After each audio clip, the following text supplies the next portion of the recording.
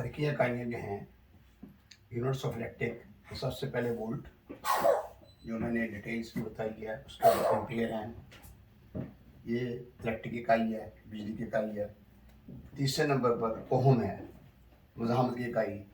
दुनिया में जितनी भी चीज़ें जो हैं बिजली पर चलने वाली हैं वो बगैर मुज़ाहमत के, रेजिस्टेंस के नहीं बनती।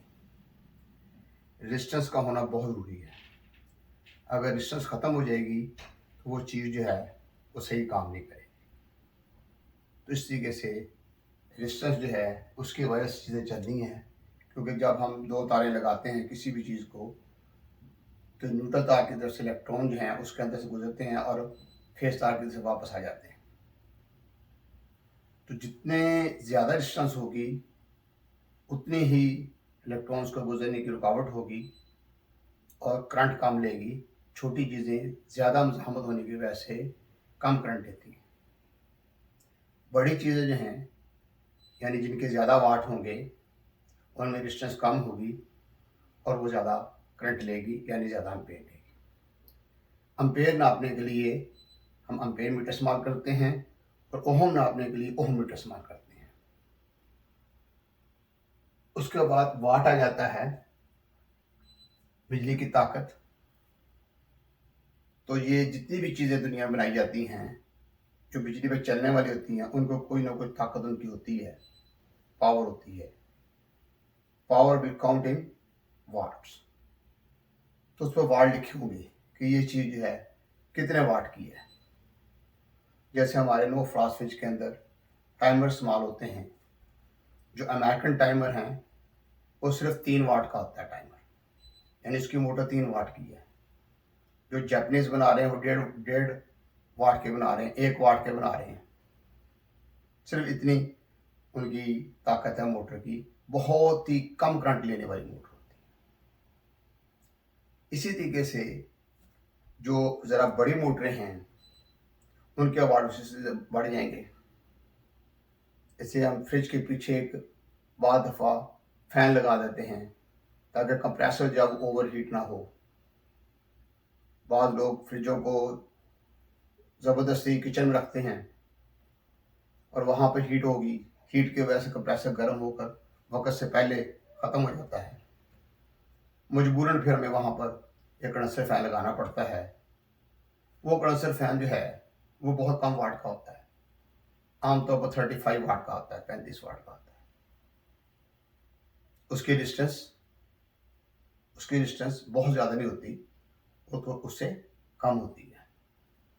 इसी तरीके से अगर हम फ्रिज के कंप्रेसर की मोटर की बात करेंगे तो वो आम जो फ्रिजें हैं रूटीन में इस्तेमाल हो रही हैं वो 150 वाट, ज़रा बड़ी होगी तो 180 वाट, इस हिसाब से वो जब ज़्यादा वाट होंगे तो करंट भी ज़्यादा होगी, रेजिस्टेंस कम होती जाएगी। इसी तरीके से अगर हम आगे चलते हैं, 1 टन कैसी है उसके कंप्रेसर की मोटर जो है उसकी डिस्टेंस उससे कम होगी, करंट उससे बढ़ जाएगी। 1.5 टन का ऐसी होगा, उसके कंप्रेसर की मोटर जो है उसकी डिस्टेंस और कम होगी, वाट ज़्यादा होंगे, एम्पेयर ज़्यादा होंगे। तो एम्पेयर जो हैं वो डिपेंड करते हैं रेजिस्टेंस और वाट और वोल्ट, इन तीनों का रिजल्ट जो है वो एम्पेयरों में आता है। अगर किसी चीज़ में रेजिस्टेंस कम है एम्पेयर ज़्यादा होंगे, रेजिस्टेंस ज़्यादा है तो एम्पेयर कम होंगे, वाट कम होंगे तब भी एम्पेयर कम होंगे, वाट ज़्यादा होंगे तब भी एम्पेयर कम होंगे, ज़्यादा होंगे तो एम्पेयर ज़्यादा होंगे। तो अगर ये दोनों चीज़ें कांस्टेंट हैं तो ये वेरी करता है, वोल्ट वेरी करते हैं, बढ़ते या कम होते हैं, तब भी एम्पेयरों को फर्क पड़ता है। इसके अलावा जो हमारा काम है, हमारे काम का तलब जो है वो खालिस्तान हीट के साथ है कि हीट एब्जॉर्ब करनी है, एग्जॉस्ट करनी है। जो चीज़ हीट एग्जॉस्ट करती है, जैसे कंडेंसर है, ये कंडेंसर का काम है हीट का एग्जॉस्ट करना। अब कंडेंसर जो है जिस जगह भी हीट एग्जॉस्ट करनी है वो जगह बहुत गर्म है, तो तब भी वो कंप्रेसर की मोटर करंट, उसकी करंट बढ़ जाएगी। इसी तरीके से एक फ्रिज है, उसमें गर्म गर्म चीज़ें रख रहे हैं, दरवाज़ा बार बार खोल रहे हैं, तब भी कंप्रेसर करंट बढ़ेगी, जबकि ओहम भी वही है, वाट भी वही है और वोल्ट भी वही है। ये चीज़ें हमारे काम के अंदर फर्दर समझनी पड़ती हैं कि एम्पेयर क्यों बढ़ रहे हैं। तो इसलिए फिर ऐसा ही डिफ्यूज़र है। डिफ्यूज़र में अक्सर डिफ्यूज़र ऐसे हैं जिनके कंडेंसर के साथ पंखा लगा हुआ है, कंडेंसर फैन लगा हुआ है। वो कंडेंसर फैन जो है किसी वजह से रुक जाता है, कोई शॉपर वगैरह फंस जाता है और वजह हो जाती है या ख़राब हो गया तो कंडेंसर इंतहाई गर्म हो जाएगा, हीट कम एग्जॉस्ट होगी। कंप्रेसर जो है जिसने सपोज 1.5 एम्पेयर लेना था वो 2 एम्पेयर में पहुंच जाएगा, बहुत गर्म हो जाएगा। गर्म होके एक उसके अंदर इलेक्ट्रिकल डिवाइस लगी होती है जिससे हम ओवरलोड प्रोटेक्टर कहते हैं, वो उसको बंद करा देता है। तो ये चीज़ है कि एम्पेयर बढ़ने की बहुत सारी वजूहात हैं। एक तो रूटीन में रेजिस्टेंस कम होगी तब एम्पेयर ज़्यादा होंगे, वाट ज़्यादा होगी तब एम्पेयर ज़्यादा होंगे, वोल्ट इफेक्ट करेंगे तब एम्पेयर ज़्यादा हो सकते हैं, कम हो सकते हैं। और हमारे काम के अंदर जो एटमॉस्फेयर है या जिस जगह पर रखा हुआ है हमने उसको चीज़ को, जहाँ पर उसको इस्तेमाल कर रहे हैं तो उसकी वजह से एम्पेयर बढ़ जाते हैं। तो इसलिए इन बातों को मद्देनजर रखें। रिजल्ट हमारा एम्पेयरों में आ जाता है, एम्पेयरों में जाता है।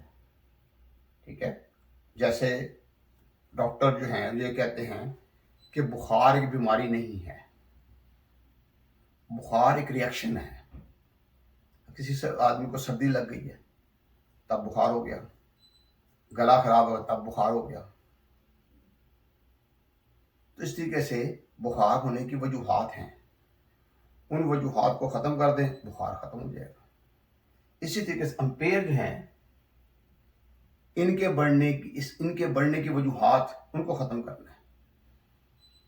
पीछे से वोल्टेज कम हुआ, एसी चलाते जा रहे हैं, उसका तो बड़ा गर्क हो जाएगा, फ्रिज का काम खराब हो जाएगा, डीसी का काम खराब हो जाएगा, इलेक्ट्रिक वाटर कूलर खराब हो जाएगा। इसी तरीके से हम अगर वोल्ट बहुत ज़्यादा है तब भी हम चलाते जा रहे हैं। तो सबसे पहली वजह वोल्ट है जिसको ख़त्म करना है। तो वोल्ट शुड बी प्रॉपर। तो हम जिन्हें लकी वोल्टेज कहते हैं वो 220 से 240 हमारे काम के लिए, तो ऐसे होना चाहिए। इसके बाद जो है वो जो चीज़ है उसका मतलब पता होना चाहिए कि इसका एम्पेयर के साथ क्या तल्लुक है। तो ये सिलसिला है। अब यहाँ पर मैं आपको एक मीटर दिखाता हूँ। रूटीन में हम अलहदा वोल्ट मीटर का जो है, ठीक है, वो हम बोर्ड बना लेते हैं एक।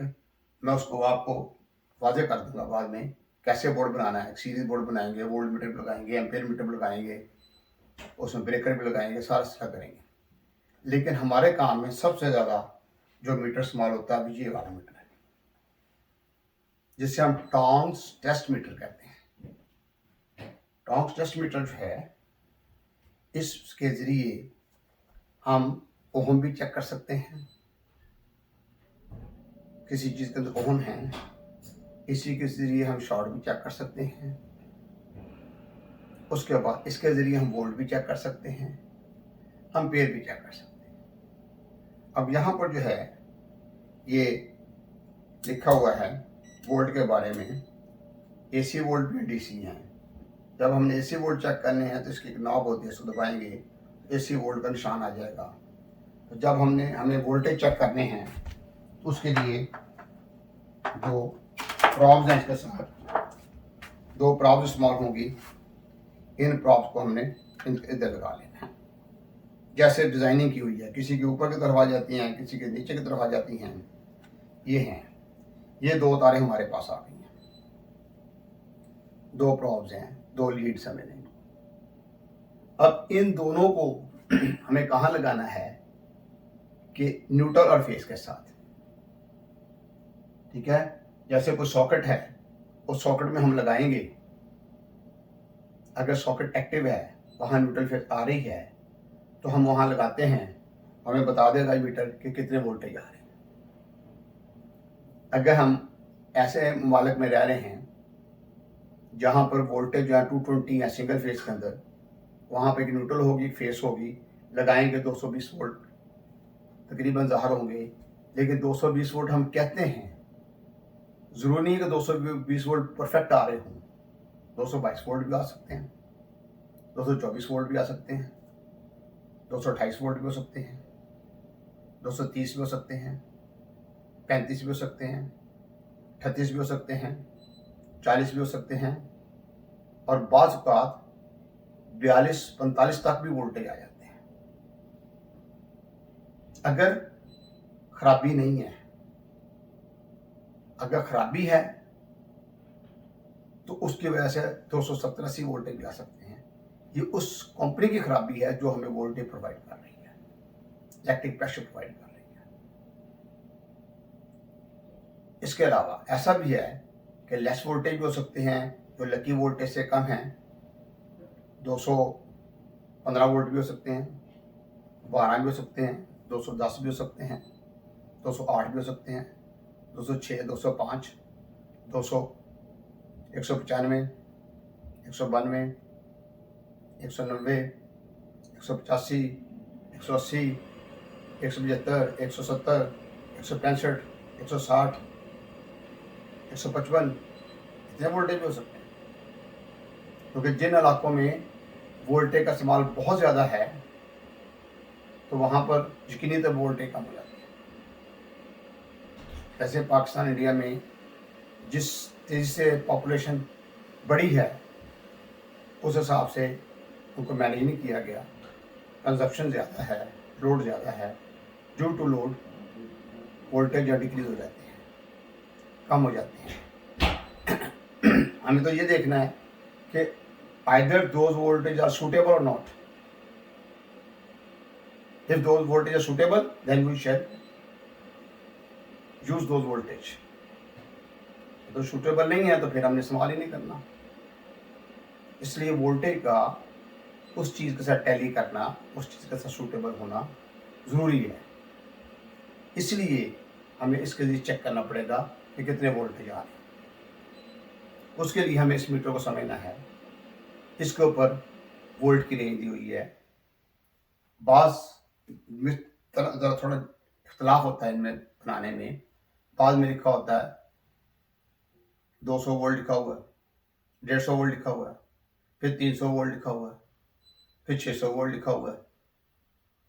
अब 150 वोल्ट वहाँ हम यूज़ करेंगे जहाँ पर हमें ये है कि यहाँ पर 110, 115, 120, 125, 130, 35 वोल्टेज आएंगे। वहाँ 150 पर रख के हम चेक कर लेंगे, क्योंकि 110 वोल्ट जो है वो सऊदीया, अमेरिका, कनाडा, इन ममालिक के अंदर हैं। हम इसको 150 पर रख कर चेक करेंगे कि कितने वोल्टेज हैं वो आ रही हैं। और अगर हम उन ममालिक में रह रहे हैं जहाँ पर सिंगल फेस 220 वोल्ट आ रहे हैं, in that case we shall put this meter on the 300। 300 volt के ऊपर रख के हम जो है उसको चेक करेंगे। 300 वोल्ट पर रख के चेक करेंगे कि 300 वोल्ट जो है रख के चेक करेंगे, ताकि मीटर भी ख़राब ना हो और हमें पता लग जाए। या फिर दो मुखालिफ फेस हैं, वहाँ पर 220 वोल्ट बढ़ रहे हैं, वहाँ पे भी 300 पर रख के चेक कर लेंगे। अगर हम 3 फेस को चेक करते हैं, 3 फेस उन ममालिक में जहाँ पर सिंगल फेस में 220 वोल्ट हैं और 3 फेस में 440 वोल्ट होंगे, तो हम इसको 600 वोल्ट पर रख के चेक करेंगे। 600 वोल्ट पर रख के चेक करेंगे। इससे ना मीटर ख़राब होगा, बेशक उसको आप 10 साल इस्तेमाल करें, मीटर बिल्कुल ख़राब नहीं होगा, क्योंकि हम प्रॉपर तरीके से इसको यूज़ कर रहे हैं। इस तरीके से ये तरीका है। अब जो मीटर मेरे पास है, इस पर सिर्फ वोल्ट लिखे हुए हैं, तो ये सब के लिए इस्तेमाल हो जाएगा। यानी 110 वोल्ट के लिए भी, 220 वोल्ट के लिए भी, 440 वोल्ट के लिए भी। तो जो बनाया इस तरीके से गया है कि इसको तीनों तरह के वोल्टेज हैं, सिंगल फेस हैं या 3 फेस हैं या पूरी दुनिया के अंदर किसी मुल्क के अंदर भी आप चेक करेंगे तो इट विल बी सूटेबल। तो ये उसके लिए सही है, ये काम करेगा। ठीक है। उसके बाद हम आ जाते हैं एम्पियरों पर। अब इसके अंदर 60 एम्पेयर भी लिखे हुए हैं और 600 एम्पेयर भी लिखे हुए हैं। बाज मीटर ऐसे हैं जिन पर ऐसा होता है कि 15 एम्पेयर भी लिखे हुए हैं, 30 एम्पेयर भी लिखे हुए हैं, 60 एम्पेयर लिखे हुए हैं। ये मैन्युफैक्चरिंग के ऊपर डिपेंड करता है। अगर तो आपने ऐसा छोटी चीज़ों को चेक करना तो 15 एम्पेयर पर चेक कर लेते हैं, उनसे बड़ी चीज़ें हमको 30 एम्पेयर पर चेक करते हैं, उनसे बड़ी चीज़ों को 60 एम्पेयर पर चेक करते हैं। तो अब जो है कुछ मीटर ऐसे भी थे जिन पर 6 एम्पेयर भी थे। अब मेरे पास जो मीटर है वो 60 एम्पेयर और 600 एम्पेयर का है। तो जितनी दुनिया की पूरे वर्ल्ड में जितनी रेफ्रिजरेटर्स हैं, डिफ्यूज़र हैं, इलेक्ट्रिक वाटर कूलर हैं, विंडो एसी हैं, स्प्लिट टाइप एसी हैं, वॉशर्स हैं, स्पिनर्स हैं, तो ये तमाम की तमाम चीज़ें जो है ना ये 60 वोल्ट पर चेक हो जाएंगी, सारे एम्पेयर के ऊपर चेक हो जाएंगी। कितने ampere per? 60 ampere per. 60 ampere per तमाम चीज़ें चेक हो जाएंगी। और इवन यहाँ तक कि 4 टन की अलमारी जो है उसको भी चेक कर सकते हैं। उससे बड़ी अलमारी है, बड़ा एसी है, उसको भी चेक कर सकते हैं, बहुत बड़ा ना हो, ठीक है। और अगर हम काम कर रहे हैं बर्फ खाने पर, आइस प्लांट पर, वहाँ तो बहुत ज़्यादा एम्पेयर होते हैं, वहाँ पर इसको हम 600 एम्पेयर पर रख के चेक करेंगे। अगर हम कमर्शियल प्लांटों पर काम कर रहे हैं तो वहाँ पर 600 एम्पेयर पर रख के चेक करेंगे। फिर अब बड़ी बड़ी मोटरें लगी होती हैं, 150 हॉर्स पावर की मोटरें हैं, तो अकेले अकेले फेस के ऊपर हम चेक करेंगे, पहले फेस में कितने एम्पेयर हैं, दूसरे फेस में कितने एम्पेयर हैं, तीसरे फेस में कितने एम्पेयर हैं। ऐसे कोल्ड स्टोरेज हैं, वहाँ बड़ी बड़ी मोटरें लगी हुई हैं, बहुत बड़ा कोल्ड स्टोरेज है तो 200 हॉर्स पावर की मोटर भी हो सकती है। उन मोटरों को चेक करने के लिए फिर 60 एम्पेयर जो है ना वो मुनासिब नहीं है, उसको 600 एम्पेयर पर रख कर चेक करेंगे।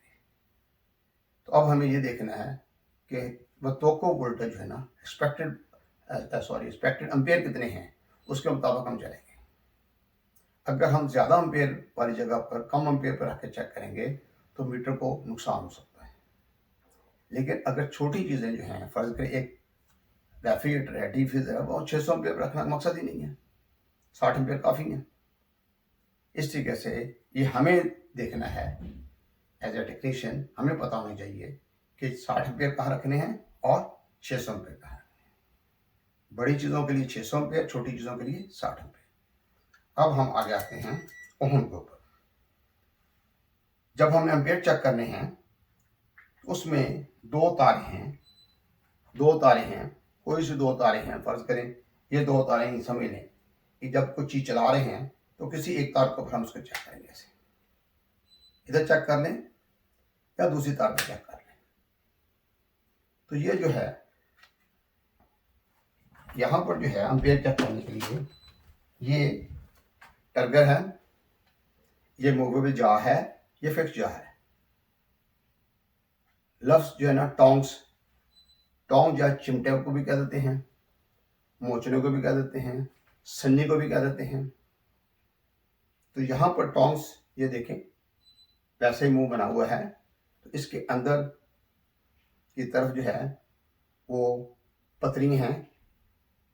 कौन सी पतरी हैं? नरम लोहे की पतरी हैं, मैग्नेटिक स्टील भी उसको कह सकते हैं। इसके अंदर भी हैं, ये अंदर की तरफ चली जाती है। नीचे कॉइल बना हुआ है, जब करंट गुजरती है तो कॉइल जो है मैग्नेटाइज होता है, उसका असर भी इधर होता है, फिर एम्पेयर आपको ज़ाहिर हो जाते हैं। दो तारों पर आके कभी एम्पेयर चेक नहीं करने, एम्पेयर हमेशा एक तार पर चेक किए जाते हैं। लेकिन एम्पेयर कब ज़ाहिर होंगे? जब वो चीज़ चल रही होगी।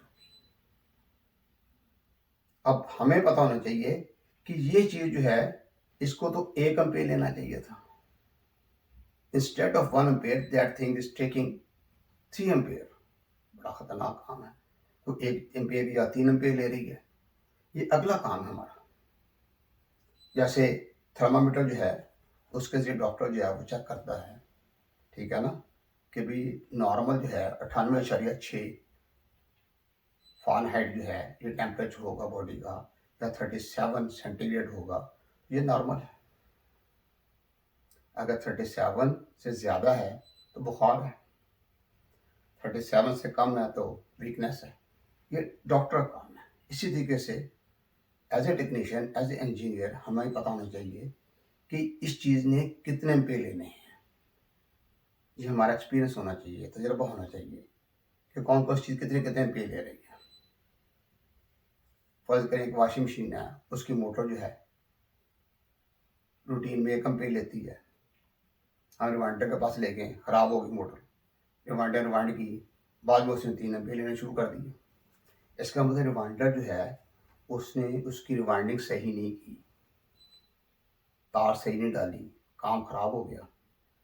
अब उसको कहते हैं जाके भाई, कहता मुझे तो एम्पेयरों का पता नहीं भाई, मैंने तार डाल दी। कम नहीं भाई, ये 1 एम्पेयर लेती है, 3 ये जलना ही जलना है, इसने 100% जल जाना है। इसलिए रिवाइंडिंग से पहले जब ठीक काम करती वो कितने पे ली, रिवाइंडिंग के बाद भी उतने ही एम्पेयर लेने चाहिए। जितने नंबर की तार पहले डाली है बाद में उतने नंबर की तार डालनी है। एनामर्ड तार जो डालते हैं वो उसके मुताबिक है। इसी तरीके से जब हम कंप्रेसर जो है, हमें पता होना चाहिए कि कंप्रेसर जो है स्टार्टिंग में कितने एम्पेयर लेने हैं और रनिंग में कितने एम्पेयर लेने हैं। तो ये एम्पेयर मीटर में ज़ाहिर करता है। अब हम आ जाते हैं अगली बात पे कि यहाँ पर जो है ओहम बहुत अहम चीज़ है। इसके अंदर जो है हम 2 तारों को इस्तेमाल कर रहे हैं, करेंगे, ठीक है ना। तो वोल्ट चेक करने के लिए ओहम प्रॉप्स का यूज इस्तेमाल किया जाएगा और ओहम के लिए भी किया जाएगा। जब हम ओहम चेक करने हैं तो पहले ओहम पे रखेंगे, इन दोनों तारों को आपस में मिलाएंगे। जब इन दोनों तारों के पॉइंट्स को आपस में मिलाएंगे इस तरीके से, ठीक है ना, यहाँ पर 0 0 आ जाएगा, 0 0, ठीक। उसके बाद हम ये क्या करेंगे, जिस चीज़ की मुज़ाहमत चेक करनी है उस पर लगाएंगे। फर्ज करें कि हीटर है, उसका एक शू लगा हुआ है, उसके दोनों तारों पर लगाएंगे, शू के दोनों पॉइंटों पर लगाएंगे इन दोनों तारों को। फिर हमें पता लग जाएगा कि ये हीटर जो है इसकी कितनी मुज़ाहमत है।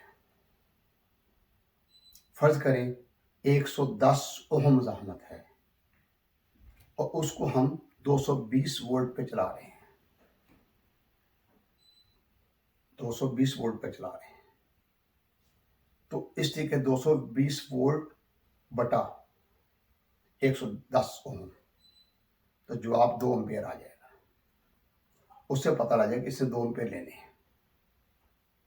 इसी तरीके से एक इस्त्री को हम चेक करते हैं, उसकी मुज़ाहमत जो है तकरीबन जो है वो 50 के करीब होती है। उससे पता लग जाएगा कि अब इसने जो एम्पेयर लेने हैं वो तकरीबन 4.25 एम्पेयर लेने हैं, 4.30 4.35 एम्पेयर इतने लेने हैं। और दूसरा सिलसिला ये होता है कि इस चीज़ के कितने वाट हैं। जैसे 100 वाट की इस्त्री है तो वो 4.25 एम्पेयर ले रही है, 4.30 एम्पेयर ले रही है। अगर वो 500 वाट की होगी, एम्पेयर आधे हो जाएंगे, डिस्टेंस डबल हो जाएगी।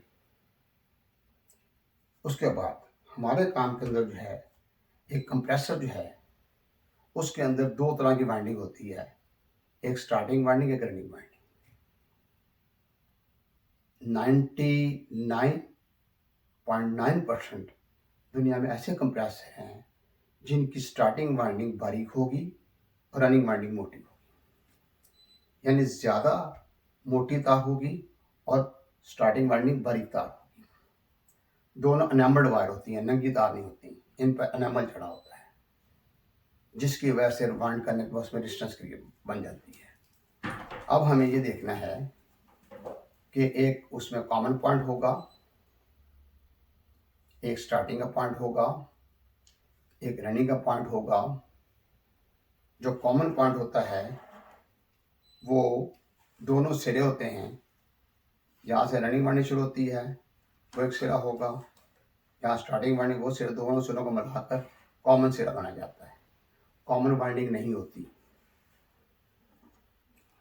मैं फिर कह रहा हूँ कॉमन वाइंडिंग नहीं होती, ठीक है। एक स्टार्टिंग वाइंडिंग है, एक रनिंग वाइंडिंग है। पूरी दुनिया मेरा लेक्चर सुन रही है, अगर किसी बंदे को एतराज़ हो, को ये समझ रहा है कि ये बात गलत है, मोस्ट वेलकम। मुझे बताएं, अगर मेरी बात सही है, you should have to accept that. इसलिए ये कोई मखसूस जगह पर मैं बात नहीं कर रहा। पूरी दुनिया जितने भी हमारे उर्दू बोलने वाले भाई हैं, बेटे हैं, वो गौर करें इसके ऊपर। तो नॉलेज किसी के मेरास नहीं है कि मैं कहूँ मेरे पास सारा नॉलेज है तो किसी और के पास नहीं हो सकता, तो उसके पास है मेरे पास नहीं हो सकता। सबसे ज़्यादा नॉलेज है वो रब के पास है। उसी ने जो दिया होता दुनिया में वो इंसान कर रहा होता है। तो बाहर तौर चीज है, इनको समझना, गौर करना है, इन पर गौर करना है। अगर आपको इन चीज़ों को समझ आ जाए, इसका फ़ायदा हो आपको, तो मुझे अच्छे अल्फाज में याद कर लीजिए, इतने काफ़ी है। लेकिन ये आपका राइट बनता है, हर बंदे का राइट बनता है कि कोई भी गलती हो उसको फ़ौरन बताए कि जनाब ये आप लेक्चर गलत दे रहे हैं, ये बात गलत कर रहे हैं। तो मुझे खुशी होगी तो बंदा मुझे ये कहे कि आप ये गलत है, तो मैं अपने आप को सही करूँ। अगर सही है उससे फ़ायदा उठाएं, ये चीज़ है। तो ओहम जो है ये बहुत अहम चीज़ है। यानी लेकिन जब हमें ओहम चेक करने हैं तो वो चीज़ जब चल ना रही हो, उसको वोल्टेज ना मिले, वो अम्पेयर ना ले रही हो, तो बंद हाल में, क्योंकि इसके अंदर सेल होते हैं, इसमें 1.5 वोल्ट के 2 सेल हैं, 2 सेल मिला के 1.5 वोल्ट के 3 वोल्ट के ऊपर ये ऑपरेट हो रहा है। कुछ ऐसे भी हैं 9 वोल्ट पे भी चलते हैं। ज़्यादातर 2 सेल डालते हैं, आम जो सेल हैं छोटे वो डाल लेते हैं, उससे ये ऑपरेट होता है। जब सेल वीक हो जाए उनको चेंज कर, मसले कोई नहीं, बैक साइड पे स्क्रू लगा वो खोलें और 2 सेल आप चेंज कर दें। तो ये मीटर जो है ये बहुत ही ज़रूरी है, बहुत ही ज़रूरी है, इसके बगैर काम नहीं करना। अगर किसी बंदे ने पूछा कि हाँ जी फिर चल रही, हाँ जी चल रही, कितने बिल रही पता नहीं, गलत बात है। You should have to know about that 100%। उसको बिल्कुल पता होना चाहिए कि कितने में पे ले रही है, उसके बगैर तो फायदा कोई बात ही नहीं है।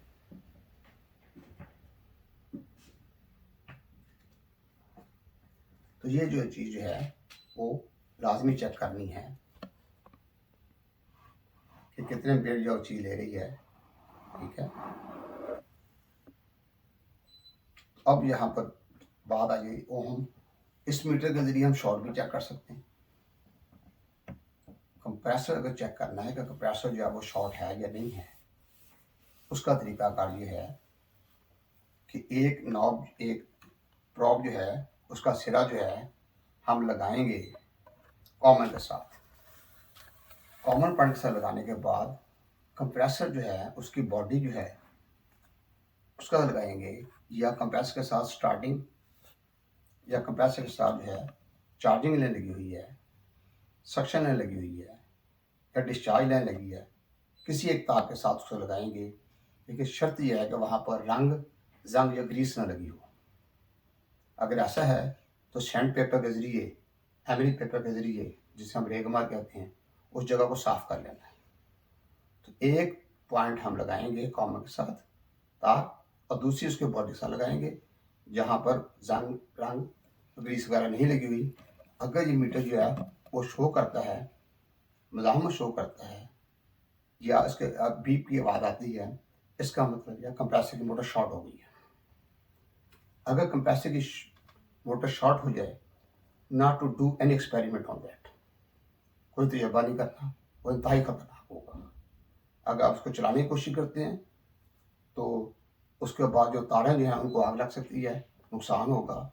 अगर ब्रेकर होगा तो ब्रेकर ऑफ हो जाएगा, अगर फ्यूज़ है तो फ्यूज़ जो है बंद हो जाएगा। अगर खुदा ना खादा ब्रेकर और फ्यूज़ वगैरह नहीं लगे हुए तो उससे तारों को आग लगेगी, आपको, आपके लिए नुकसान हो सकता है, उसे हम शॉर्ट सर्किट कहते हैं। इसलिए इसका फ़ायदा ये है, एक तो हमें मज़ामत का पता लग जाएगा, दूसरे नंबर पर जो है शॉर्ट का पता लग जाएगा। अब स्टार्टिंग वाइंडिंग जो है वो बारीक तार की होती है, उसमें डिस्टेंस ज़्यादा होती है, रनिंग वाइंडिंग उसमें डिस्टेंस कम होगी। तो कॉमन के साथ हम स्टार्टिंग को भी चेक कर सकते हैं, रनिंग को भी चेक कर सकते हैं, रनिंग को भी चेक कर, दोनों को चेक कर सकते हैं। तो अगर हम स्टार्टिंग रनिंग पे लगाएंगे तो दोनों की मज़ाहमत जमा हो जाएगी। सपोज स्टार्टिंग की मज़ाहमत जो है वो 120 ओहम है और रनिंग की मज़ाहमत जो है वो 80 ओहम है। अगर हम दोनों सिरों को लगाएंगे तो 200 ओहम हो जाएगी। एक तो ये क्लियर हो गया, मज़ाहमत है, हमें काफ़ी हद तक पता लग गया कि ये कंप्रेसर की मोटर चलेगी, काम करेगी। नंबर 2, अगर शॉर्ट नहीं है तो शॉर्ट चेक कर लेनी है। अगर शॉर्ट नहीं है, मज़ाहमत ज़ाहिर हो रही है, तो फिर हम उसको चलाएंगे। चलाने के बाद जो है वो फिर भी अगर एम्पेयर बढ़ते हैं तो उसकी रिले को चेक किया जाए। अगर रिले भी सही है, ठीक है, फिर अगर वो स्टार्ट नहीं देगा तो फिर हम उसके साथ स्टार्टिंग कैपेसिटर लगाएंगे ताकि कंप्रेसर की मोटर स्टार्ट हो जाए। कैपेसिटर तो बहुत सस्ता है, 200 रुपये का आ जाएगा, लेकिन कंप्रेसर जो है वो 10,000 का है। वो 200 की खातर 10,000 ज़ाया कर लेंगे। और बहुत सारे मालिक में मैंने ये भी देखा है कि छोटे से फॉल्ट होता है, रिले ख़राब होती है, ओवरलोड ख़राब होती है, या कैपेसिटर ख़राब होता है, वो कंप्रेसर चेंज कर देते हैं। ये फिजिकली मैंने खुद देखा है, ऐसा किया जा रहा है, जो कि गलत है। अगर वो रिले से काम चलता तो रिले लगा लें, अगर ओवरलोड ख़राब है तो ओवरलोड चेंज करके देख लें, कैपेसिटर का कैपेसिटर लगा के देख लें। लेकिन अगर कंप्रेसर की मोटर शॉर्ट हो चुकी है तो फिर किसी हालत में भी कोई रिले वगैरह को तजर्बा नहीं करना, फिर ऑफिसर कंप्रेसर को चेंज करना। तो ये रेजिस्टेंस का ये हमें फ़ायदा होगा। इस मीटर में तीनों चीज़ें आ जाती हैं, वोल्ट, एम्पेयर और रेजिस्टेंस। इसको मल्टीमीटर भी कह देते हैं, लेकिन असल इसका नाम है टॉन्क्स टेस्ट मीटर। टॉन्क्स इस वजह से कही,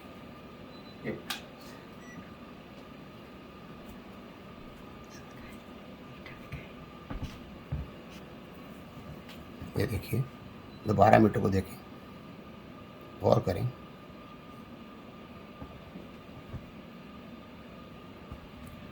तो ये इन चीज़ों को हमने बताया आपको। तो ये हमारा जो आज का मौजूद है, ठीक है, यूनिट ऑफ इलेक्ट्रिक का तो ये है। तो अगर कहीं इंटरव्यू हो तो ये सिंपल याद कर लें। तो what is volt? Unit of EMF, unit of electric pressure, unit of potential difference. उसके अलावा ampere, what is ampere? Unit of current या unit of electric. And what is ohm? Unit of resistance. And what is watt? Unit of power. ये simple. और यहाँ पर बहुत सारे बड़े बड़े पुराने बंदे जो है ना फेल हो जाते हैं। उनको पूछा जाए वोल्ट क्या होता है, वो बिजली होती है, ये होता है जी, वो होता है, इधर उधर की बातें करते हैं। डायरेक्ट ये चीज़ आपके सामने आ गई, ठीक है। और दुनिया की किसी किताब में देखेंगे जो इलेक्ट्रिक की है, उसमें यही जवाब होगा। इसमें कोई टेंशन वाली बात नहीं है। उर्दू में ये है, बरकी दबाव की इकाइयाँ हैं, ठीक है जी, कि वोल्ट क्या है? बरकी दबाव को नापने की इकाई। और एम्पेयर क्या है? बिजली को नापने की इकाई। ओम क्या है? मज़ाहमत को नापने की इकाई। और यूनिट पावर क्या है? ये वाट क्या है? ताकत को नापने की इकाई। बस इतनी सिंपल सी बात है।